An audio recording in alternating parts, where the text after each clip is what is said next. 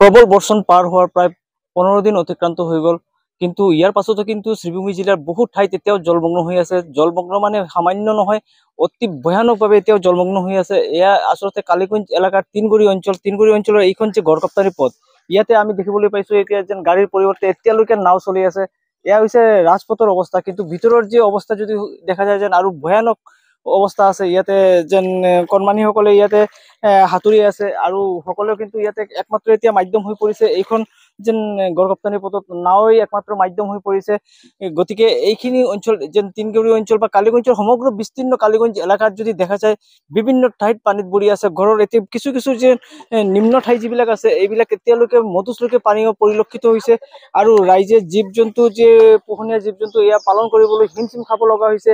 নিজে যাতায়াত কৰিবলৈ ইয়াতে হিমশিম খাব লগা হৈছে। ইয়াতে দেখিছো আচলতে কেনেদৰে তেওঁলোকে কিছু যদিও কণমাৰি ল'ৰা ছোৱালীসকলে তেওঁলোকে কণ কণ ল'ৰা ছোৱালী আনন্দ পাইছে। তেওঁলোকে এই পানীতে অতি গৰম প্ৰখৰ ৰ'দ দি আছে আজি কেইদিনৰ পৰা, কিন্তু যিহেতু পানী অতিমাত্ৰাত বৰষুণ হৈছিলে আৰু বিভিন্ন মথাউৰি ছিঙি বিভিন্ন নৈৰ পানী সোমাইছিলে। আৰু এইখন আচলতে যেন যদি দেখা যায় যেন কাকৰা নৈ বুলি এটা নৈৰ পানী, আৰু এই কাকৰা নৈ আচলতে যে চনবিল আছে এছিয়াৰ দ্বিতীয় বৃহত্তম জলাশয়, এই চনবিলৰ লগত কিছু সম্পৰ্ক আছে কাকৰা নৈৰ। গতিকে এই যে নৈৰ পানী ইয়াতে যেন বুৰাই পেলাইছে, এয়া কিন্তু দীৰ্ঘদিন ধৰি এনেদৰে যেন ৰাজপথত এনেদৰে নাও দেখিবলৈ পোৱা গৈ আছে। আৰু এইখিনি যদি দেখা যায় যেন ইয়াত আমি PHCৰ এটা যেন খোৱা পানীৰ আঁচনি দেখি আছো।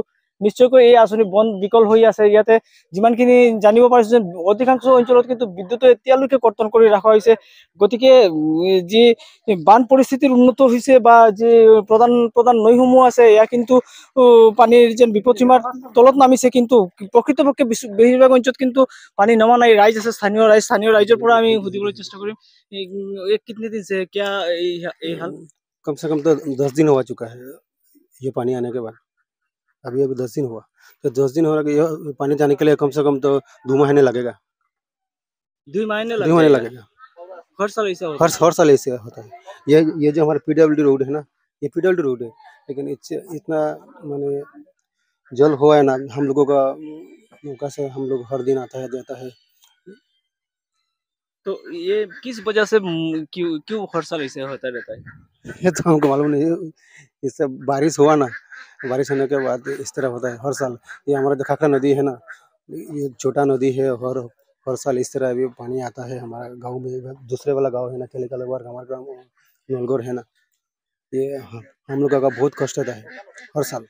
इसका कोई ये नहीं है क्या जो ये सही होने का सोल्यूशन? ये सोल्यूशन यही है जो रास्ता है ना, रास्ता थोड़ा सा ऊंचा कर देना तो हम लोगों का बहुत माना जो मिलेगा।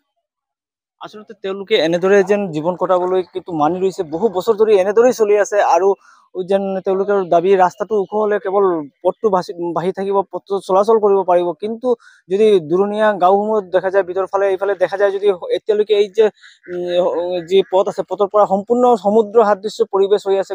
বিস্তীৰ্ণ কালিগঞ্জ এলেকাৰ বিভিন্ন ঠাই আমি দেখিবলৈ পাইছো। ইয়াতে সম্পূৰ্ণ অঞ্চল এতিয়ালৈকে পানীত বুৰি আছে, আৰু ৰাইজে কিন্তু এনেদৰে হাৰাশাস্তি ভুগিব লগা হৈছে, কিন্তু কোনো সমাধান নাই। সমাধান কেৱল তেওঁলোকে বিচাৰে যেন পথ বাট ঠিক হলে হয়তো ভালদৰে সুগমভাৱে অহা যোৱা কৰিব পাৰিব। কিন্তু এয়া কিন্তু চৰকাৰে কিন্তু বহু ৰাইজে যদিও কেমেৰাৰ সন্মুখত ক'ব বিচৰা নাই, কিন্তু বহুতে অভিযোগ কৰিছে যেন কিছুমান ক্ষেত্ৰত যি মথাউৰি নিৰ্মাণ বা এই পানী কেনে ৰোধা যায়, প্ৰতি বছৰ তেওঁলোকে এনেদৰে যাতনা ভুগি তেওঁলোকে চৰম সংকটত ভুগি আছে। আৰু প্ৰতি বছৰ যি বছৰ অলপ বাৰিষা হয় তেওঁলোকৰ তাৰ পাছতে এনেদৰে পৰিস্থিতিত তেওঁলোকৰ জীৱন যাপন কৰিব লগা হয়।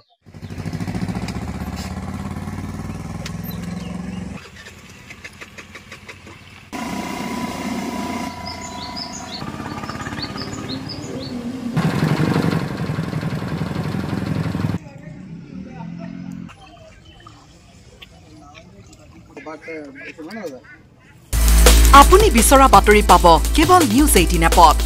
নিউজ 18 এপ ডাউনলোড কৰিবলৈ স্ক্যান কৰক এই QR কোড। গুগল প্লে ষ্টৰতো পাব এই নিউজ 18 এপ।